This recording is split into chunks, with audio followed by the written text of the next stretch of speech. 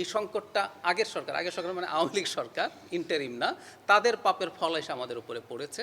আগের সরকারের সময়কার পাপের ফল হচ্ছে এই জ্বালানির সংকট। আগের সরকার কোনটা, আমি কিন্তু আওয়ামী লীগকে নিয়ে কথা বলেছি, কিন্তু আপনি যখন এটা ফ্রেমিং করছেন, আমাকে কয়েকজন ফোন করেছে এবং ফ্র্যাঙ্কলি বলি, ইন্টারিম সরকারেরই একজন গুরুত্বপূর্ণ মানুষ আমাকে ফোন করে জিজ্ঞেস করছেন, আপনি কি আগের সরকার বলতে আমাদেরকে বোঝাচ্ছেন? মানে অনেকের কাছে বলেছে আগের সরকার তো আসলে ইন্টারিম।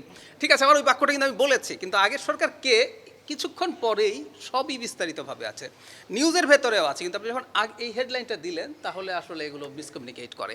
এই প্রবণতা আছে, এগুলো নিয়ে আমরা আশা করি সবাই সচেতন হবেন। তবে একটা ব্যাপারের বিষয়ে আমরা লিগ্যাল অ্যাকশন নিতে চাই, এটা নিয়ে ইনফ্যাক্ট আমি আমার ব্রিফিংয়েও বলেছি, তথ্য মন্ত্রণালয়ের পক্ষ থেকে একটা লিগ্যাল টিম তৈরি হয়েছে।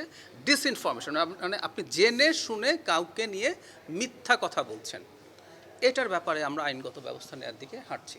মনে রাখতে হবে, আমাদের মূল সংকটটা হচ্ছে সাপ্লাইয়ের সংকট। আমাদের এই সব সংকট মানে মেটাতে মাঠ প্রশাসন কিছু করতে পারে না। মাঠ প্রশাসন যেটা পারে আসলে সেটা হচ্ছে সংকটটা আসলে কেন, মানুষকে এই বাস্তবতাটা বুঝিয়ে বলা এবং সত্যি কথাটা বলা। আমরা কিন্তু সত্য কথাটা বলছি যে আমরা ঠিক আছে, যেখানে আগুন লেগেছে এফএসআরইউটা ঠিক হয়ে গেলে সহনশীল হবে, কিন্তু আমাদের মাননীয় অর্থমন্ত্রী বলেছেন যে 2 বছর লাগবে মোটামুটি একটা ভালো অবস্থায় যেতে।